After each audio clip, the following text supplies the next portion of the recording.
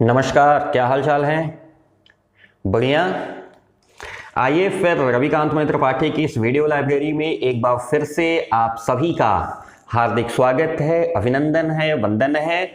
और आज हम लोग अपना बहुप्रतीक्षित विषय यानी जो सबसे ज़्यादा मोस्ट अवेटेड टॉपिक था उसको आज हम लोग शुरू करेंगे। आज का हमारा विषय है निबंध। बहुत सारे भैया बहन हमसे लगातार कमेंट बॉक्स में मांग रहे हैं सर निबंध पे वीडियो बना दीजिए, निबंध पे वीडियो बना दीजिए। आइए, प्रतीक्षा की घड़ियां समाप्त हुई और आज हम लोग इस सेशन में ये जो हमारा वीडियो सेशन होने जा रहा है इसमें हम लोग सीखेंगे कि एक अच्छा निबंध कैसे लिखें। क्योंकि जो भी बच्चे क्लास 12th का एग्जामिनेशन देने जा रहे हैं अभी, उनके लिए ये बड़ा महत्वपूर्ण विषय हो जाता है। कारण ये है कि 100 में से 9 नंबर यानी अप्रॉक्स 10 यानी 10% अंक आपके केवल निबंध पे निर्धारित हैं। यानी पास होने के लिए अकेले ये निबंध काफी है। 9 नंबर का ये विषय है जो आपके पास अंतिम प्रश्न के रूप में साधारणतया आता है। तो आज हम लोग बात करने वाले हैं निबंध की। निबंध रचना किसे कहते हैं, एक अच्छी निबंध रचना कैसे करें, निबंध किस तरीके के होते हैं, कैसे लिखें, इन सारे विषयों पर बहुत ही ब्रीफिंग आज हम लोग करने वाले हैं। तो मैं बताऊं आपको बहुत अच्छा सेशन होने वाला है। आप सभी का हमारे इस वीडियो लाइब्रेरी में स्वागत है। रिक्वेस्ट है कि जो लोग भी पहली बार हमारे चैनल पे हैं, प्लीज अगर आपको हमारे चैनल के कंटेंट अच्छे लगे सब्सक्राइब कर लीजिएगा, वीडियो अच्छा लगे लाइक कर लीजिएगा। और यदि आपको विश्वसनीयता बनती है हमारे वीडियोस पे, यानी यदि आपको ऐसा विश्वास होता है कि नहीं हमारे वीडियोस काम के हैं, तो उसको अपने फ्रेंड्स के साथ शेयर करिएगा। हमारे चैनल पे जो भी हमारे सम्मानित शिक्षकगण जुड़ते हैं, बहुत सारे हमारे कमेंट बॉक्स में भी मिलते हैं लोग, व्हाट्सएप कांटेक्ट पे भी बहुत सारे हमारे आदरणीय शिक्षकगण प्रधानाचार्यगण जुड़े हुए हैं। सभी का मैं सस्नेह अभिवादन करते हुए स्वागत करता हूं। आप लोग अपना सुझाव मुझे देंगे, उससे मैं और आगे बढ़ूंगा। तो आइए, मैं उत्तर प्रदेश के देवरिया से रविकांत मौर्य त्रिपाठी शुरू करता हूं अपने विषय को। आज का विषय निबंध। पहले हम लोग छोटे छोटे टॉपिक्स बना रहे हैं, इन टॉपिक्स को पहले ध्यान दे लेंगे फिर कैसे करेंगे। और आज जब ये वीडियो खत्म होगा तो सबसे महत्वपूर्ण जो विषय चल रहा है कोरोना वायरस, इस पर एक निबंध मैंने प्रोटोटाइप रूप में भी दिया है। उदाहरण स्वरूप इस वीडियो के अंत में निबंध कैसे लिखें ये तो समझ गए, निबंध के अंग क्या क्या हैं वो समझ गए, उन अंगों का कैसे कैसे आप लेखन शैली में रखेंगे उसको समझ गए। फिर हम लोग कोरोना वायरस पे एक निबंध बनाए हैं, उसको भी हम लोग इस वीडियो के अंत में देखेंगे। तो प्लीज वीडियो को आप स्किप नहीं करेंगे, ओवरलुक नहीं करेंगे, हमारे साथ लगे रहेंगे। मैं विश्वास दिलाता हूं कि जो सबसे बेस्ट हो सकता है वो कंटेंट आपको आज हमारे वीडियो पे मिलेगा। गुड।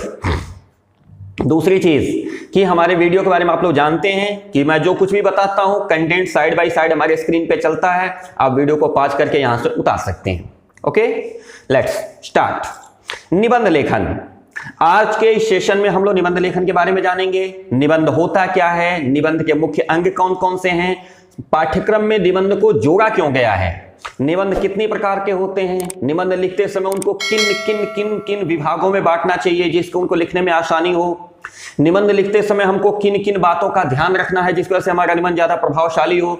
इन सारी बातों को आज मैं आपके सामने रखने वाला हूं। तो बताऊं कि कई बार लोगों द्वारा यह प्रश्न पूछा जाता है कि आखिर निबंध है क्या, निबंध की परिभाषा क्या होती है। मैं आपको बताऊं कि निबंध कुछ नहीं होता। जी हां, निबंध एक विशेष प्रकार की गद्य रचना है जिसे क्रमबद्ध तरीके से लिखा गया होता है। बस, निबंध एक प्रकार की गद्य रचना है जिसको क्रमबद्ध तरीके से लिखा गया है। निबंध किसी भी व्यक्ति के जो मुक्त विचार होते हैं और उसके जो नजरिया होता है, यानी उसका जो देखने का जो परसेप्शन होता है ना, उसका एक सुव्यवस्थित रूप है। निबंध एक विषय विशेष पर निर्धारित होता है, कोई एक केंद्रित विषय होता है जिसके आधार पर हम लोग निबंध लिखते हैं। निबंध क्या है, जानकारी, विचार या भावनाओं के संचार का एक बहुत ही प्रबल यानी सशक्त और मजबूत माध्यम है। किसी के मन में कौन सी विचार चल रहे हैं, हमारे मन में कौन सी भावनाएं चल रही हैं, इनको प्रकट करने का बड़ा ही सशक्त और प्रबल माध्यम है। निबंध के द्वारा व्यक्ति अपने विचारों का संचार करने में सामर्थ्यवान हो सकता है, यानी अपने विचारों को प्रकट कर सकता है। निबंध लेखन आपको एक ऐसा सुअवसर प्रदान करता है जिसके द्वारा अपने ज्ञान को आप व्यवस्थित तरीके से अगले के सामने प्रकट कर सकते हैं। अगर मैं बात करूं, देखिए ये महत्वपूर्ण इसलिए है क्योंकि जब ये चीज समझ में आ जाएगी ना तो आपको निबंध नहीं पढ़ना, क्योंकि निबंध के विषय बहुत सारे हैं। अब कोई मुझसे कहता है कि सर जनसंख्या नियंत्रण पे निबंध बता दीजिए, नारी सशक्तिकरण पे निबंध बता दीजिए, भूकंप पे निबंध बता दीजिए, और ऐसे लोकोक्तियां बहुत सारी आ जाती है जिन पे निबंध लिखना होता है। तो हम आपको 75 ठो निबंध बताएंगे, कोई मतलब नहीं निकलेगा, निबंध रटा नहीं जा सकता। तो बेहतर है कि आप ये समझें कि निबंध लिखा कैसे जाता है। तो आप किसी भी विषय पर निबंध लिख लेंगे, कोई विषय मिला और आपकी कलम फटाफट चलना शुरू हो जाएगी। तो निबंध की परिभाषा समझिए। एक्चुअल में निबंध है क्या? अपने मानसिक भावों विचारों को संक्षिप्त तथा नियंत्रित ढंग से लिखना ही निबंध है। अपने मन के विचार और भावनाओं को संक्षिप्त रूप से अगर आप नियंत्रण करके लिखते हैं तो वो निबंध है। किसी भी विषय पर अपने भावों को क्रमानुसार अगर आप लिपिबद्ध कर देते हैं, माने क्रम के अनुसार, पहले ये फिर ये फिर ये, तो वो निबंध हो जाएगा। दरअसल निबंध शब्द जो है ना वो दो से मिलकर बना, दो शब्दों से, एक नी और दूसरा बंध। इसका मतलब क्या है? भली प्रकार से बंधी हुई रचना, यानी बीच में से कहीं छोड़ के हटने लायक ना हो। एक ऐसी रचना जो पूरी तरह से एकदम पैक्ड है, मतलब पॉइंट टू पॉइंट एकदम एक दूसरे से कनेक्टेड है। इसके आधार पर हम कह सकते हैं कि निबंध वह गद्य रचना है जो किसी विषय पर क्रमबद्ध रूप से लिखी गई हो। निबंध के विषय कहां से आते हैं? निबंध के आखिर हमारे जो पेपर सेटर्स होते हैं वो विषय कहां से लाते हैं? देखिए, साधारणतः निबंध के जो विषय होते हैं ना वो परिचित विषय होते हैं, साधारणतः जिनके बारे में हम पहले से देखते सुनते जानते आ रहे हैं। जैसे धार्मिक त्योहार हो गए, राष्ट्रीय त्योहार हो गए, विभिन्न प्रकार की समस्याएं हो गई, मौसम इत्यादि हो गए, जीवन के क्षेत्रों में विचार विमर्श के विषय हो गए। इसके लिए मतलब एक श्रेष्ठ निबंध लेखन की आवश्यकता होती है। और ये सारे के सारे विषय ऐसे ना जो हम लोग बचपन से देखते आ रहे हैं। समस्याएं भी हमें बचपन से देखते आ रहे हैं, त्योहार भी हम बचपन से देख रहे हैं, पर्वतीय परिस्थितियां भी हम लोग बचपन से देखते आ रहे हैं, प्राकृतिक किसी तरह की कोई आपदा आ गई, सब कुछ हम लोग बचपन से देखते आ रहे हैं। बस उसको बेहतर तरीके से लिपिबद्ध करने की आवश्यकता होती है। निबंध किसी भी विषय पे लिखा जा सकता है। जी हाँ, किसी भी विषय पे। आपको विषय मिलने की देरी है, यदि तरीका पता है तो निबंध लिखना हम लोग शुरू कर देंगे। अभी अगले 5 मिनट के अंदर आपको पता चल जाएगा कि निबंध कैसे लिखे जाएंगे। दूसरी बात कि निबंध किन विषयों पे लिखे जा रहे हैं। जैसे आज का समय अगर देखा जाए तो सामाजिक विषय आते हैं। सामाजिक विषय जैसे दहेज उत्पीड़न, नारी सशक्तिकरण, ये सब क्या है? ये सामाजिक विषय हैं। आर्थिक विषय आते हैं कि विश्व के रूप में आर्थिक महाशक्ति भारत, आर्थिक विषय आते हैं। राजनीतिक विषय आते हैं। राजनीतिक विषय कि पिछले 7 साल वर्सेस आज के 10 साल। ये पिछले बार में एक निबंध पूछा गया था कि 70 साल वर्सेस 10 साल। जी हाँ, यानी 70 साल जो भारत की राजनीति चली है और वर्तमान में जो 10 साल की राजनीति चली है, दोनों की परस्पर तुलना करिए। ठीक है। दूसरी बात कि विश्व के पटल पर भारत का लोकतांत्रिक गणराज्य, ऐसे विषय आएंगे तो राजनीतिक रूप से लिखने होंगे। फिर वैज्ञानिक विषयों पर निबंध लिखे जाते हैं। वैज्ञानिक विषय होते हैं जैसे भारत का मंगल अभियान, अभी अभी पिछले वर्ष चला है भारत का मंगल अभियान। ये क्या है? ये वैज्ञानिक विषय है। यानी संसार के हर विषय, हर वस्तु, हर व्यक्ति एक निबंध का केंद्र हो सकता है। कोई ऐसी चीज नहीं है जो आपकी आंख के सामने दिख रही है वह निबंध का विषय नहीं हो सकती। जैसे रविकांत जी का वीडियो निर्माण, ये अपने आप में एक विषय है। इस पर भी निबंध लिखा जा सकता है कि रविकांत जी वीडियो निर्माण कैसे करते हैं। ठीक है। यूट्यूब के द्वारा पठन पाठन, कोविड की वजह से ऑनलाइन पढ़ाई का उद्देश्य, ये सब के सब विषय हैं। कोई ऐसी चीज नहीं है जो विषय नहीं है। आजकल के छात्रों द्वारा यूट्यूब के माध्यम से ऑनलाइन पढ़ाई, ये विषय है। आप इस पर निबंध लिख सकते हैं। बस शर्त क्या है? लिखने का तरीका पता हो, उसके कंटेंट पता हो। हिंदी के बहुत बड़े साहित्यकार हुए हैं आचार्य रामचंद्र शुक्ल। बड़े सम्मान के साथ हमारे हिंदी साहित्य में आपका नाम लिया जाता है। आचार्य रामचंद्र शुक्ल युग के युग विधायक, उन्होंने निबंध को परिभाषित करते हुए लिखा है। यानी उन्होंने एक निबंध की अपनी खुद की परिभाषा दी है। परिभाषा मैं आपके सामने स्क्रीन पे रखता हूं कि निबंध लेखन में लेखक अपने मन की प्रवृत्ति के अनुसार, निबंध लेखन में लेखक अपने मन की प्रवृत्ति के अनुसार स्वच्छंद गति से मतलब बिना किसी बंधन के, बिना किसी नियंत्रण के, इधर उधर फूटी हुई सूत्र शाखाओं पर विचरता चलता है। यानी इधर उधर जो शाखाएं फूटती हैं, यानी मन में विचारों के आधार पर जो नए विचार आते हैं, उनके आधार पर व्यक्ति निबंध लेखन करता बढ़ता है।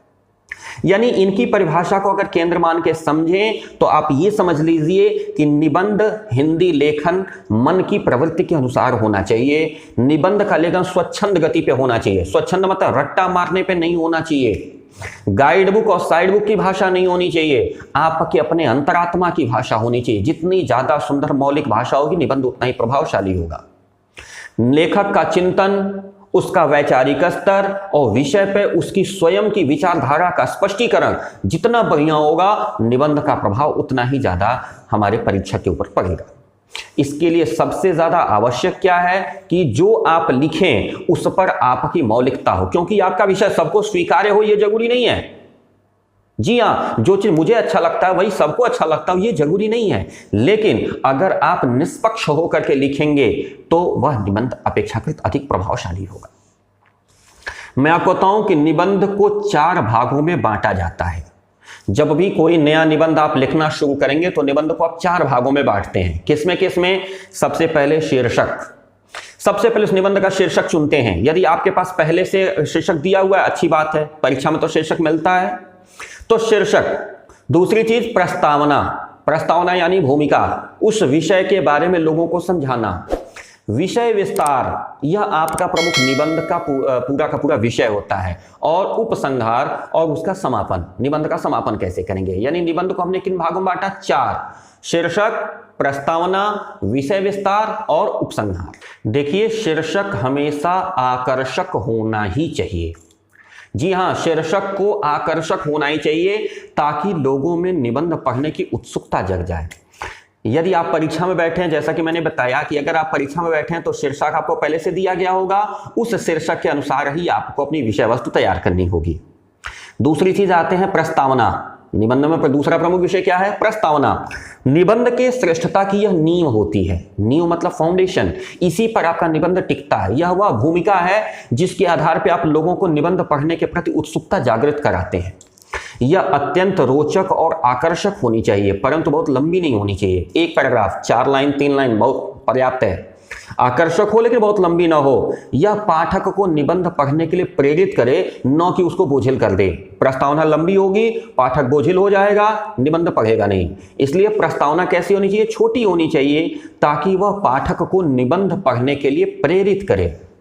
खास करके मैं आपको बताऊं कि प्रस्तावना में कभी भी कोशिश करना चाहिए कि यदि आपके पास कोई उद्धरण है, कोई मुहावरा या लोकोक्ति है, कोई सूक्ति या कोई श्लोक है, इससे अगर अपने प्रस्तावना की शुरुआत करते हैं तो परीक्षक पे अच्छा प्रभाव पड़ेगा और आपको अच्छे अंक मिलने की संभावना यहीं से बन जाएगी।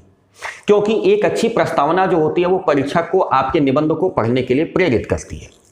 दूसरी बात यह है कि निबंध की प्रस्तावना में ही विषय का संक्षिप्त परिचय और वर्तमान परिदृश्य की भी खाका खींच देनी चाहिए। यानी उसमें छोटी शब्दों में, छोटे वाक्यों में अपने निबंध में आप क्या लिखने जा रहे हैं इसके बारे में एक आउटलाइन वहां पे दे देना चाहिए। भूमिका लिखते समय ये बात ध्यान रखना बहुत आवश्यक है कि भूमिका सीधे सीधे विषय से जुड़ी होनी चाहिए। ऐसा नहीं है कि भूमिका में कुछ और है, पतला कि दहेज उत्पीड़न की भूमिका लिख रहे हैं और नारी सशक्तिकरण का विषय प्रवेश कराएंगे। नहीं, भूमिका जो है आपके विषय वस्तु से सीधे जुड़ी होनी चाहिए ताकि वह पाठक को फिर विषय वस्तु पढ़ने के लिए प्रेरित करे। हम बात करेंगे विषय विस्तार की। विषय विस्तार यानी जो आपके निबंध का प्रमुख विषय है, जो शीर्षक आपको मिला है, जिसकी आपने प्रस्तावना लिखी, उसका एक्चुअल निबंध विषय विस्तार में ही लिखा जाना है। अब आपको क्या करना है, जो निबंध का विषय है उसको 3 से 4 पैराग्राफ में अपने मन में तोड़ लेना है। यानी जितने खंड उस विषय के बनेंगे, मतलब 3 से 4 पॉइंट उसमें बनाने हैं और हर पॉइंट को अलग अलग पैराग्राफ में लिखना है। यानी विभिन्न पहलुओं पे अपने विचार आपको व्यक्त करने हैं, उन पहलुओं को अलग अलग पैराग्राफ में आप लिखेंगे। क्योंकि विषय विस्तार ही वह जगह है जहां पर कोई भी लेखक अपने मन का दृष्टिकोण प्रकट करता है। दृष्टिकोण प्रकट करता है मतलब हमारे मन के जो स्वच्छंद और उन्मुक्त विचार हैं, जो हम कहना चाहते हैं, जो हमारी मौलिकता है, वो यहीं प्रकट होती है। देखिए, वैसे मैं आपको एक एग्जाम्पल बता दूं कि जब तक परीक्षाएं नहीं होती, परीक्षा में तो समय आपके पास नहीं होगा, लेकिन अभ्यास करने के लिए क्या करना चाहिए कि निबंध को 2-3 बार 4 बार कोशिश करना चाहिए कि रफ में आप इसके पॉइंट्स बना लें। परीक्षा में भी क्या करना चाहिए कि बगल में एक लाइन खींच के ऊपर लिख दीजिए रफ, और उसमें नीचे 3-4 अपने पॉइंट्स बना के पहले देख ले कि इन बिंदुओं पे हमको विषय विस्तार करना है, तो आपको विषय विस्तार के पैराग्राफ बनाने आसान हो जाएंगे। तो कुल मिलाजुला के बात यह है कि इसका संतुलित होना बहुत आवश्यक है, एकदम संतुलित रहे, फालतू की बेवजह की बातें, बेवजह के उद्धरण, बेवजह के मतलब उसमें न घुसें, संतुलित रहे। 3 से 4 पैराग्राफ में अपने विचारों को आप विषय विस्तार के अंदर लिखेंगे। फिर आएगा उपसंहार। यह निबंध का सबसे अंतिम भाग होता है। निबंध में जो कुछ भी आपने प्रस्तावना में लिखा है या जो कुछ भी आपने विषय विस्तार में लिखा है, प्रस्तावना और विषय विस्तार दोनों का सारांश आप उपसंहार में प्रस्तुत करते हैं। इसी विषय पे यानी उपसंहार वाली हेडिंग के अंदर ही आप अपना संदेश भी देते हैं। यानी यदि आप किसी सामाजिक, राजनीतिक या आर्थिक विषय पर अगर निबंध लिख रहे हैं तो आप जो संदेश देना चाहते हैं समाज को, वह संदेश भी इसी में लिखते हैं। उपदेश, दूसरे के विचारों को उद्धृत करके भी आप अपने उपसंहार को और स्पष्ट बना सकते हैं। यदि आपके पास कविता की कुछ पंक्तियां हैं, कोई संस्कृत का श्लोक है या कोई ऐसे विशेष उद्धरण है, तो उसको उपसंहार के अंत में डालते हुए अपने निबंध को आप समाप्त करते हैं।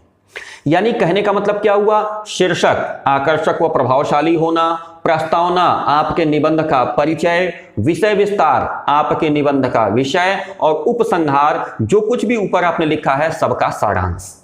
ध्यान देने वाला विषय 2, प्रस्तावना में भी कोई उद्धरण, कोई श्लोक, कोई कविता की पंक्तियां अगर मिल जाए सो फॉर सो गुड। वैसे ही उपसंहार में भी अगर अपने मैसेज को सामने वाले को देने के लिए कोई कविता मिल जाए, कोई पंक्ति मिल जाए या कोई उद्धरण मिल जाए तो आपका निबंध अपेक्षाकृत अधिक प्रभावशाली हो सकता है।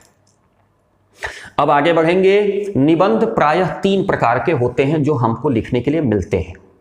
संभवतः 3 प्रकार के निबंध, जैसे वर्णनात्मक निबंध, विवरणात्मक निबंध और विचारात्मक निबंध।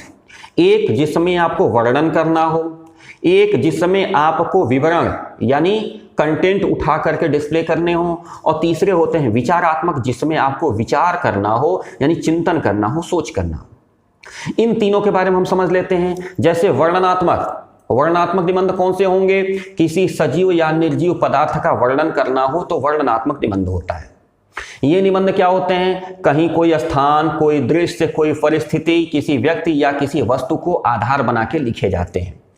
अब वर्णनात्मक निबंध के लिए देखिए हमारी स्क्रीन पे चल रहा है कि क्या क्या कंटेंट होना चाहिए, किस तरह का निबंध आएगा तो किस तरह से आप इसकी हेडिंग बनाएंगे। ये सबसे महत्वपूर्ण होता है, निबंध में हेडिंग बनाना। जी हाँ, मैंने बहुत मेहनत करके ये सारी चीजें लाई हैं, मैं आपके सामने रखता हूं और मैं कोशिश करूंगा कि इसका आप लोग पर्याप्त लाभ लीजिएगा कि एक निबंध लिखने के लिए क्या क्या हेडिंग बनाएंगे।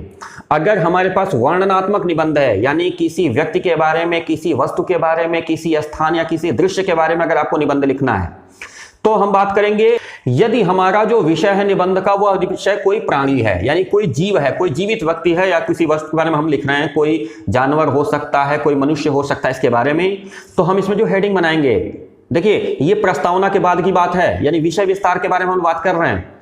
श्रेणी मतलब किस तरह का ये जानवर है, चौपाया है कि जंगली है कि पालतू है, इस तरह से श्रेणी बताएंगे।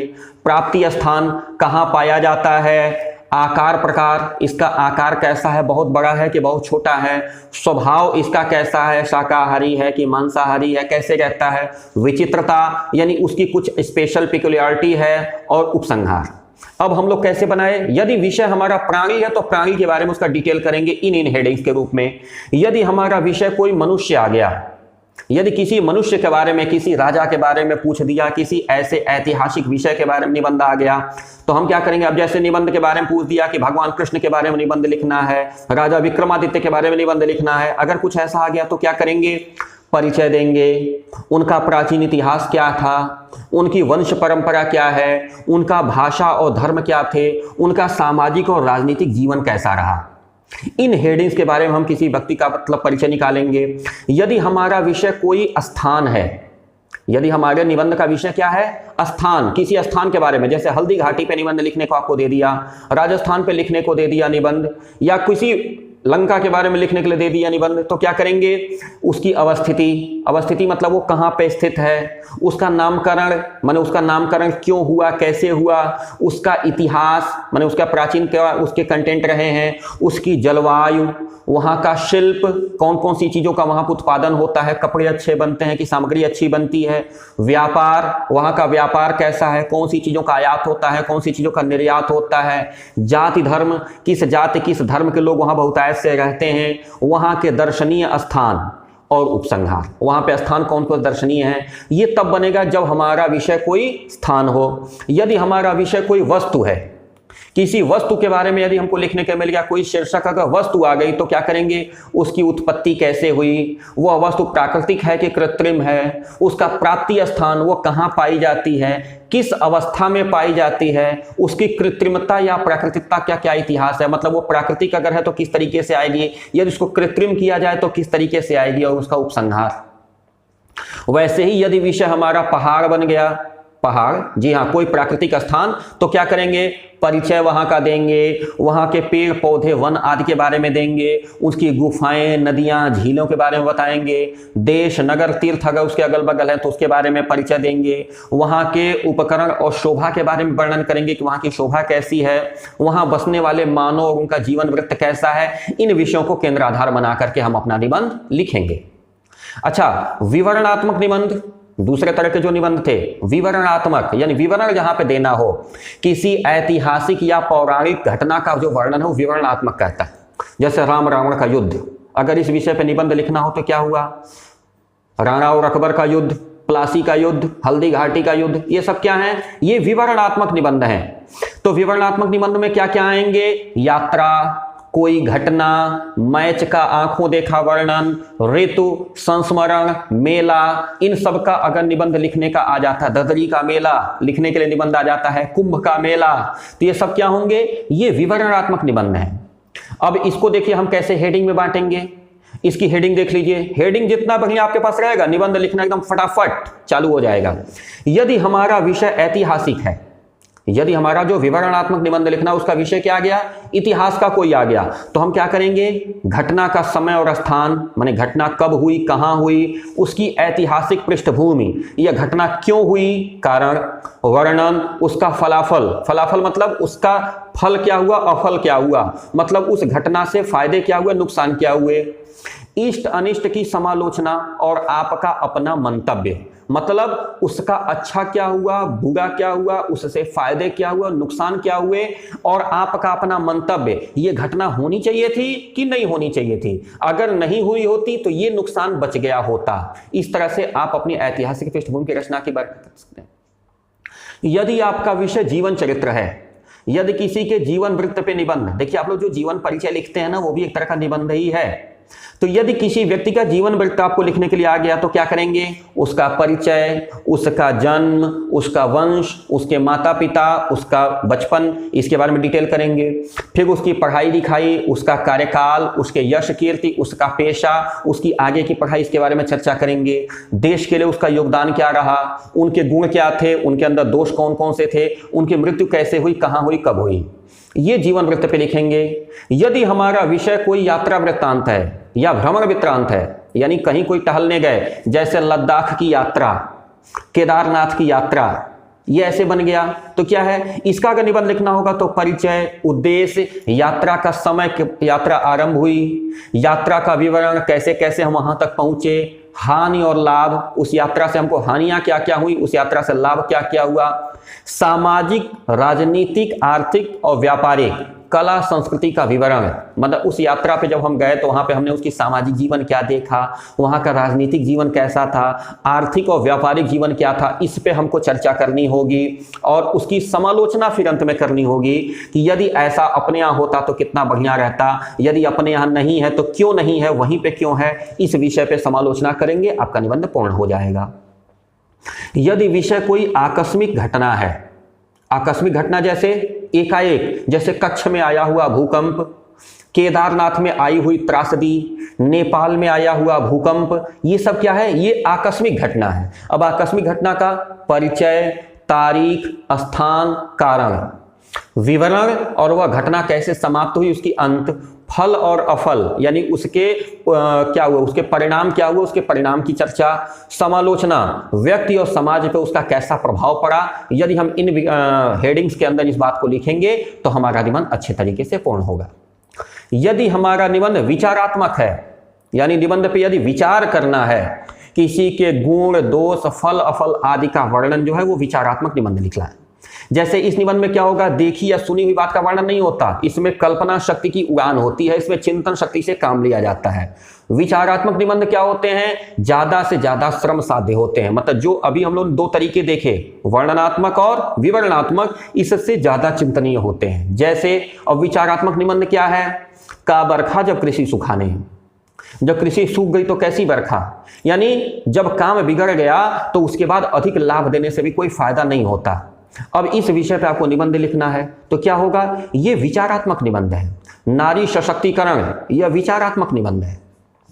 तो विचारात्मक निबंध कैसे लिखेंगे, तो विचारात्मक निबंध लिखने के लिए जो हेडिंग बनाएंगे कि अर्थ, यानी जो वाक्य आपको मिला है या जो हेडिंग मिला उस हेडिंग का अर्थ बनाइए, परिभाषा, भूमिका और उसका परिचय दीजिए, उसका सार्वजनिक यानी उसका सामाजिक स्वाभाविक और जो भी उसके कारण हैं वह कारण आप सामने स्पष्ट रखिए। संचय, संचय मतलब विषयों का संचय, केंद्रीकरण करिए, उनकी तुलना करिए, गुण और दोष की विवेचना करिए, उसके हानि और लाभ की विवेचना करिए।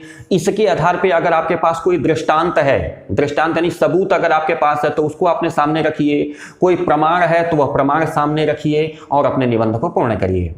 विचारात्मक निबंध सबसे ज्यादा महत्वपूर्ण होते हैं, पूरी की पूरी खोपड़ी चलानी पड़ती है। ये हेडिंग्स मेरे बगल में सामने स्क्रीन पे चल रहे हैं, इन हेडिंग्स को आप नोट करिएगा। इन हेडिंग के अंतर्गत आप अपने विषय विस्तार को लिखेंगे। मैं आपको एक चीज और बताऊं कि निबंध लिखने समय क्या क्या बातें ऐसी हैं जिस पे बहुत ज्यादा ध्यान देना है। निबंध लिखते समय कौन कौन सी चीजें जिस पर बहुत ज्यादा ध्यान देना है, देखिए मैं पॉइंट वाइज सामने लिख रहा हूं, एक एक करके उतार लीजिएगा। निबंध लिखते समय अपने विषय पर पर्याप्त अध्ययन कर लेना चाहिए, यानी पर्याप्त अध्ययन अगर नहीं रहेगा तो विषय विस्तार लिखने में आपको दिक्कत होगी। विचारों को क्रमबद्ध तरीके से लिखा जाए, यानी तरीके से, पहले ये फिर ये फिर ये फिर ये, यानी ऐसा न हो कि क्रम बिगड़ने न पाए, अन्यथा निबंध का अर्थ नहीं निकलेगा। निबंध की भाषा रोचक और सरल होनी चाहिए। रोचक और सरल नहीं होगी तो निबंध बोरिंग हो जाएगा, कोई पढ़ेगा नहीं। निबंध के वाक्य छोटे छोटे और प्रभावशाली होने चाहिए। निबंध के वाक्य कैसे होने चाहिए, छोटे छोटे हो, प्रभावशाली हो। निबंध कोशिश करिए संक्षिप्त हो, अनावश्यक बातें नहीं लिखी जाना चाहिए। 300 शब्द का मतलब 300 शब्द, लगभग 1.5 पन्ने से थोड़ा ज्यादा। परीक्षा की कॉपी अगर देखा जाए, एक पंक्ति जो होती है औसत 10 शब्द मान के चलती है, तो 300 शब्द का मतलब क्या हुआ, 30 पंक्तियां। यदि 30 पंक्तियां आपने लिख दी, ये औसत 1.5 पन्ने से कुछ ज्यादा होता है। यदि 2 पन्ने का आपने निबंध लिख दिया, 2 पेज, पन्ना मतलब आगे पीछे, ठीक है, 2 पेज अगर आपने लिख दिया है तो वो आपको पर्याप्त अंक मिल जाएंगे।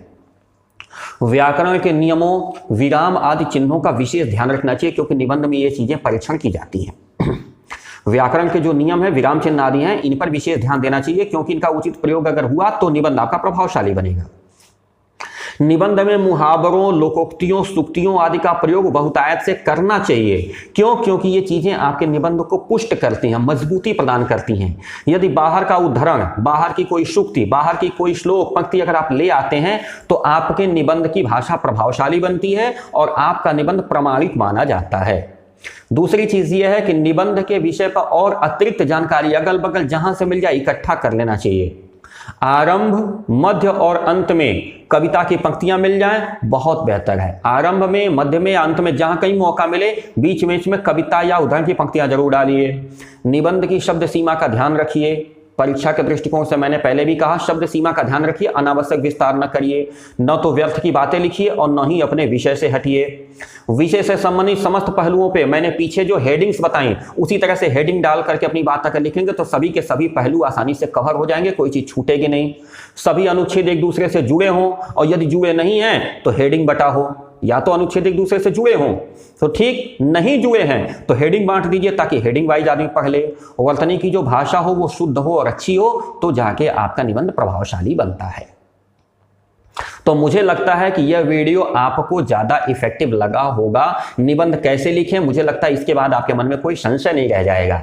फिर भी यदि कोई संशय रह जाता तो प्लीज, मैं तो हूं आपके साथ। और आइए एक एग्जाम्पल देख लेते हैं कोरोना वायरस पे जो आजकल चल रहा है। एक निबंध यहाँ पे मैं आपके सामने एज फॉर एन एग्जाम्पल रख रहा हूं। उदाहरण के लिए एक निबंध यहाँ पे है, हमारे सामने स्क्रीन पे है, कोरोना वायरस पे। ये जो कोरोना वायरस है उसके बारे में मैंने एक निबंध लिखा है। तो शीर्षक तो आपको मिल गया कि कोरोना वायरस पे एक निबंध लिखिए, आपके पास था। मैं सीधे प्रस्तावना से शुरू करता हूं। बगल में खुल रही है प्रस्तावना। विश्व स्वास्थ्य संगठन WHO यानी वर्ल्ड हेल्थ ऑर्गेनाइजेशन ने कोरोना वायरस को एक महामारी घोषित कर दिया है। कोरोना वायरस बहुत ही सूक्ष्म लेकिन प्रभावी वायरस है। कोरोना वायरस मानव के बाल की तुलना में 900 गुना छोटा है। मानव के बाल की तुलना में 900 गुना छोटा है, फिर भी कोरोना का संक्रमण पूरी दुनिया में बहुत तेजी से फैल रहा है। अब क्या है, ये प्रस्तावना लोगों को आकर्षित, अरे मानव के बाल से 900 गुना छोटा, पूरी दुनिया में फैल रहा है, क्या है भाई? इस प्रस्तावना ने आपके अंदर क्यूरियोसिटी जगा दी। जब क्यूरियोसिटी जगा दी तब यहां से विषय विस्तार हमने शुरू किया।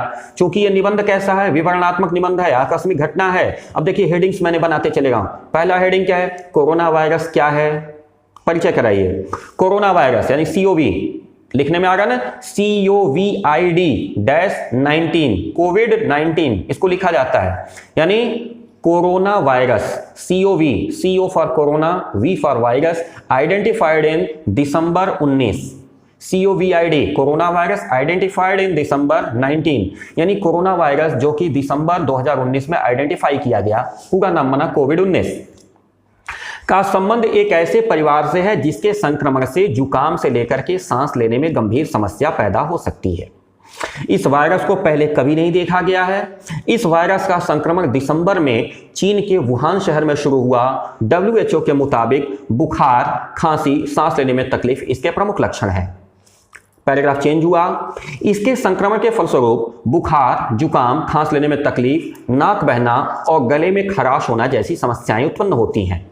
यह वायरस एक व्यक्ति से दूसरे व्यक्ति में फैलता है, इसलिए इसको लेकर के बहुत ही ज्यादा सावधानी बरती जा रही है। यह वायरस दिसंबर में सबसे पहले चीन की पकड़ में आया था। इसके दूसरे देशों में पहुंच जाने की आशंका बलवती होती जा रही है। कोरोना से मिलते जुलते वायरस खांसी और छींक से निकलने वाली पानी की छोटी बूंदों के जरिए फैलते हैं। कोरोना वायरस अब चीन में उतनी तीव्र गति से नहीं फैल रहा जितना दुनिया के अन्य देशों में फैल रहा है। कोविड-19 नाम का यह वायरस अब तक 70 से ज्यादा देशों में फैल चुका है। कोरोना के संक्रमण के बढ़ते हुए खतरे को देखते हुए बहुत ही ज्यादा सावधानी बरतने की आवश्यकता है ताकि इसे फैलने से रोका जा सके।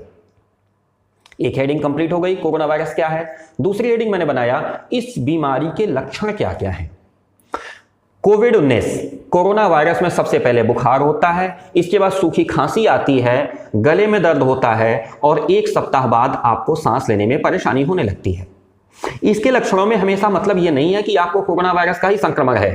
कोरोना वायरस के गंभीर मामलों में निमोनिया, सांस लेने में बहुत ज्यादा परेशानी, किडनी का फेल होना और यहां तक कि मौत भी हो सकती है।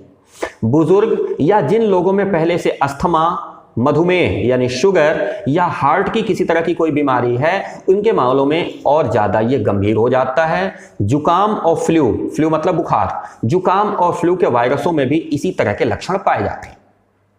क्लियर। कोरोना वायरस का संक्रमण हो जाए तब, इस समय देखिए कोरोना वायरस का व्यवस्थित रूप से बताऊं, कहीं कोई इलाज नहीं है। हाँ, इसमें बीमारी के लक्षण कम करने वाली दवाएं दी जा रही हैं, इसलिए जब तक आप ठीक न हो जाएं तब तक सामान्य लोगों से आप अलग रहें, आइसोलेशन में रहें, यानी किसी से संपर्क न रखें।